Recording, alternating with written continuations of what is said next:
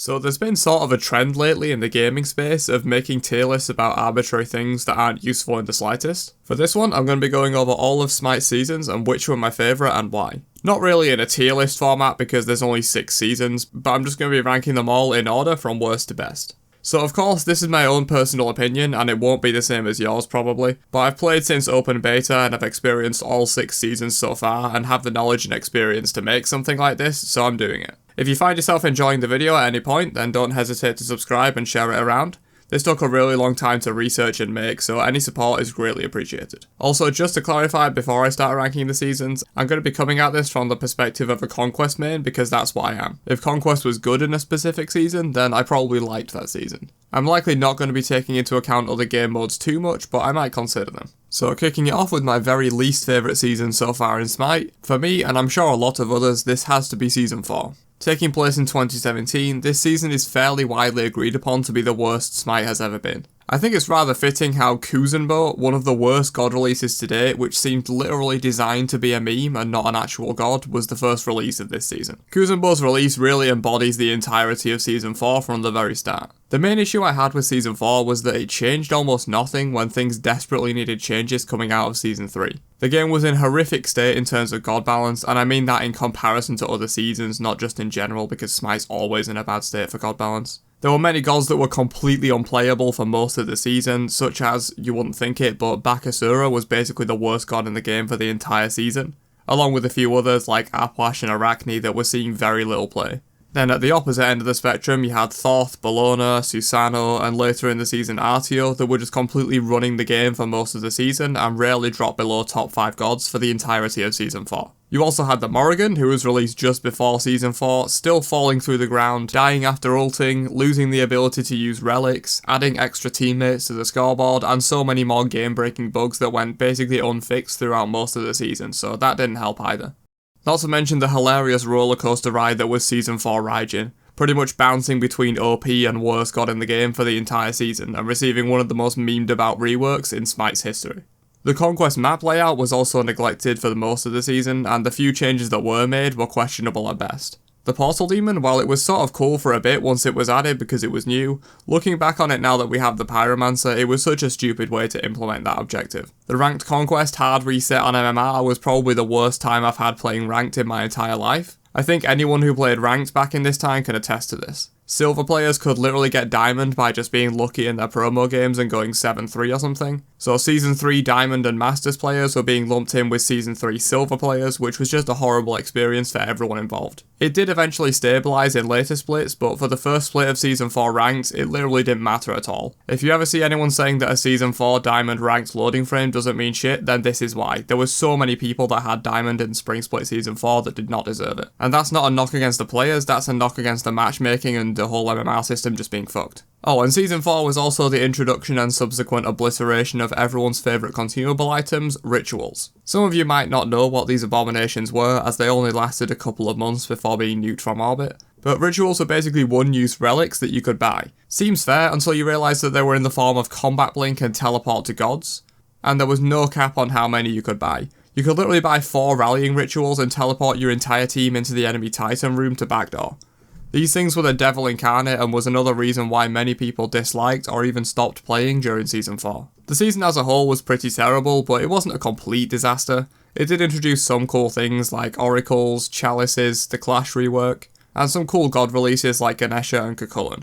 But overall, from the perspective of a Conquest player, this season was the lowest point in Smite for me, which is why it's here at the number 6 spot. I'd give it a solid 4 out of 10. Moving on, we're staying close in the timeline with my number 5 spot here, which is Season 3. So Season 3 was a season that tried to innovate heavily in many areas of Smite all at once, but ultimately failed in most of those areas. The reason Season 3 is above Season 4 in my rankings is that it at least tried to bring new things to the table, more so than Season 4, but just missed the mark for the most part. The new Joust map is a hot topic of debate as many people didn't like the change and preferred the old Joust map, but to be honest, looking back, Joust was in need of some kind of rework, and a lot of the nostalgia for the old map is mostly rose-tinted glasses. The new map is generally much better for gameplay and of course has upgraded art and things, though I think keeping the spirit of the old map alive while also improving it could have been a better way to go with this one.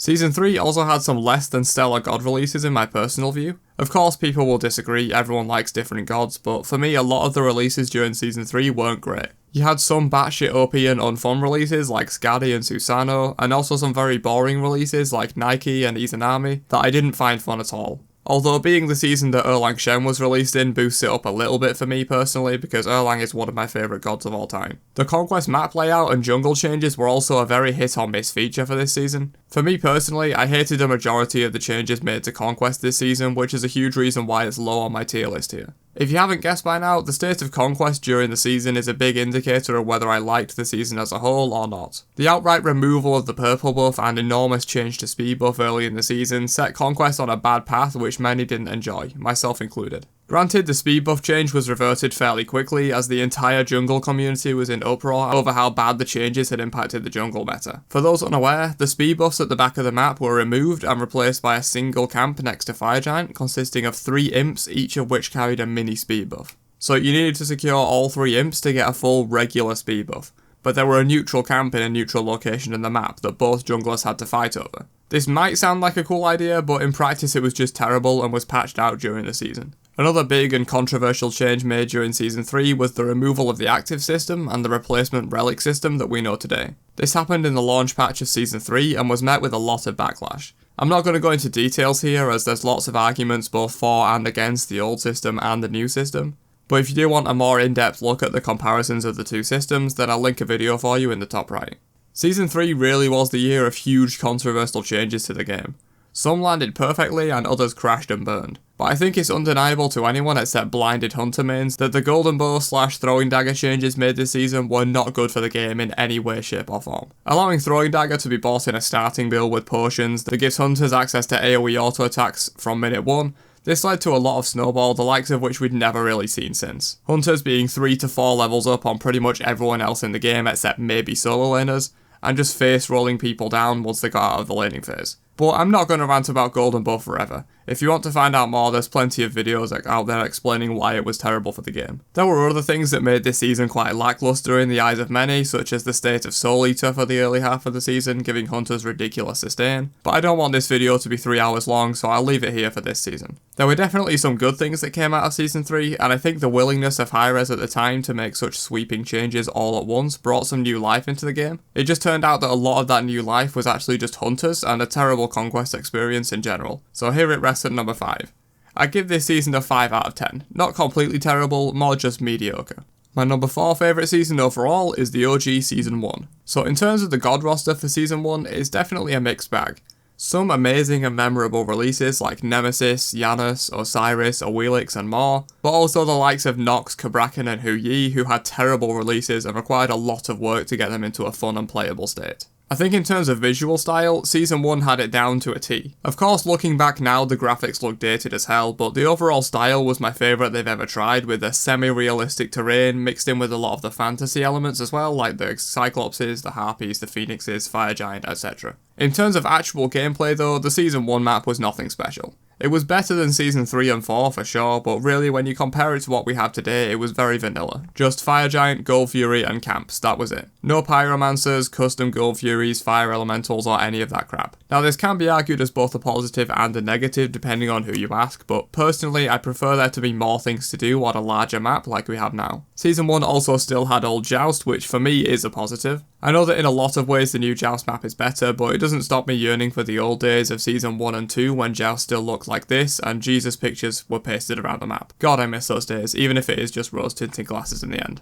Season 1 also saw the launch of the Siege game mode, which once again, depending on who we're asking, could be either viewed as a pro or a con for the season. But I know that at least back then, when the mode still had a sizable player base because it was new, I enjoyed playing Siege a lot, so it's definitely a positive for me. Overall, Season 1 was pretty good. It had some problematic releases to be sure, but overall I think it was a really good season. Just doesn't quite break the top 3 in my view. I give Season 1 a 7 out of 10. So coming in for my number 3 favourite season, it's actually the one we're currently in, Season 6. Now this is by no means saying that this season has been bad. I actually really like what's been going on with this season. The only reason it's not in my top 2 seasons in my personal view is simply that other seasons have been better than this one. Now, of course, we're yet to see the full extent of what Season 6 has to offer, and it's certainly possible that the second half would boost it into my top 2 seasons, or even it's possible that they mess up the rest of the season so badly that it ends up being worse than Season 4, though that would be very hard to do for sure. One thing I can definitely say Season 6 does well is God releases. While I can't account for Olorun yet as I haven't played him too much, when it comes to the actual design of Merlin, Jormungandr, Horus and Set,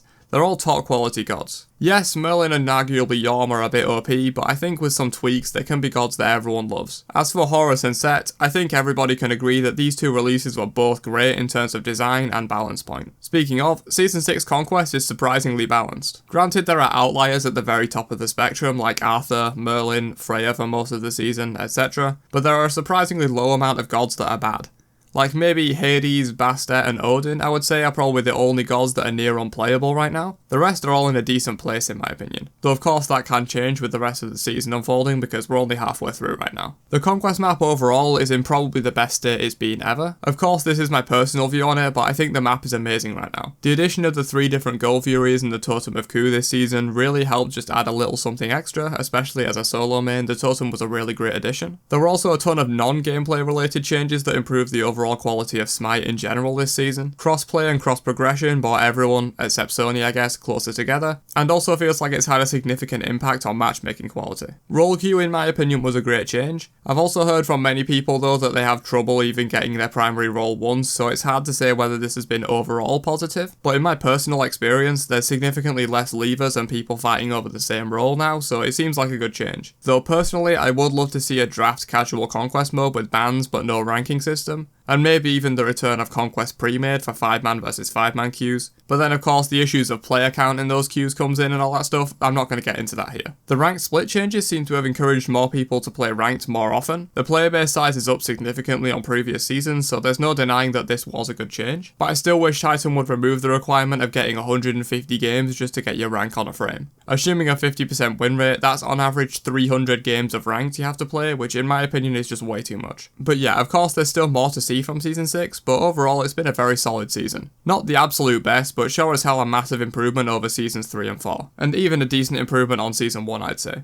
I'd give Season 6 an 8 out of 10. For my number 2 choice of season, this has to be Season 5. This was the big turning point for Smite, coming out of what were in my opinion the worst 2 years of Smite we've ever experienced in Season 3 and 4. There was a lot resting on the new Conquest map for me, and I think if Season 5 failed to do what it did, I might not be making this video right now. That's what was at stake for this season, but in my opinion it delivered on most fronts. Obviously, the huge Conquest map overhaul was one of the biggest features that made this season amazing. The larger map with more distance between the lanes, making roles more defined and mobility more emphasised, the more closed in and tight jungle as opposed to the back garden jungle that we had for the previous 2 seasons, the Pyromancer replacing the Portal Demon, the myriad of small minion, jungle camp, tower and boss health changes to fine tune the Conquest experience, ranked improvements, need I go on? Yeah, there were a ton of good gameplay changes to Conquest in Season 5 that really brought the mode back into the spotlight after 2 very rough seasons. While the artwork change is pretty controversial, for me I personally like it a lot, so that's a plus in my eyes for this season. The God release roster for Season 5 was overall pretty strong as well, with 2 of my favourite releases in a long time, King Arthur and Baron Samedi, both being released in this season. And I mean that in terms of design and being fun to play. Of course there were negatives to these releases given how long they were both left on top of the world before receiving nerfs, with Arthur arguably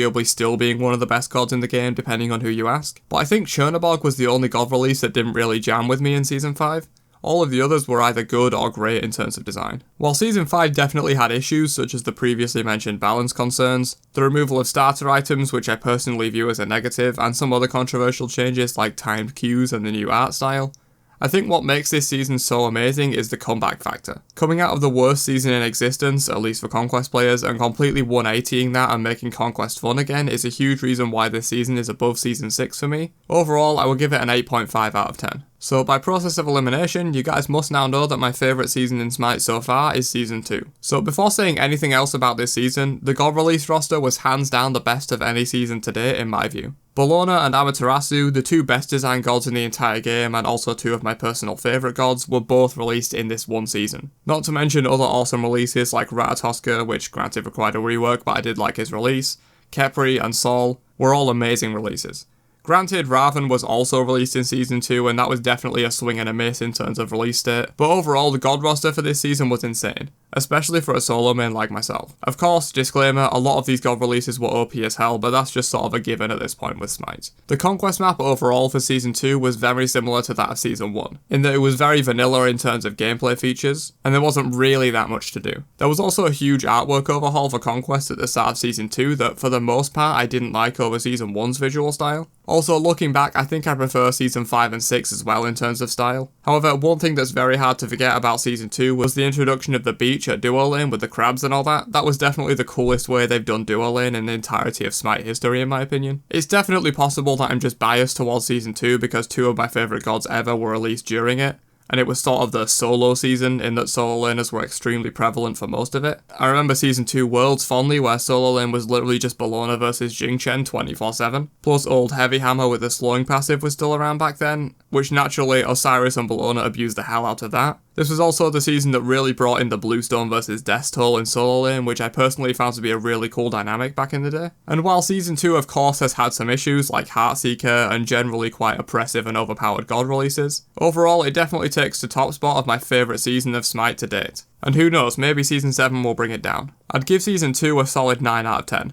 Things to improve for sure, but in general it was an excellent season. But that's about it from me. I know this was a long one, but when you're trying to summarise almost the entire history of Smite in a single video, it'd be like that. Don't forget to drop a like before you leave and subscribe for more videos like this one every week, and I'll catch you guys later. Have a great day, and peace out you nerds.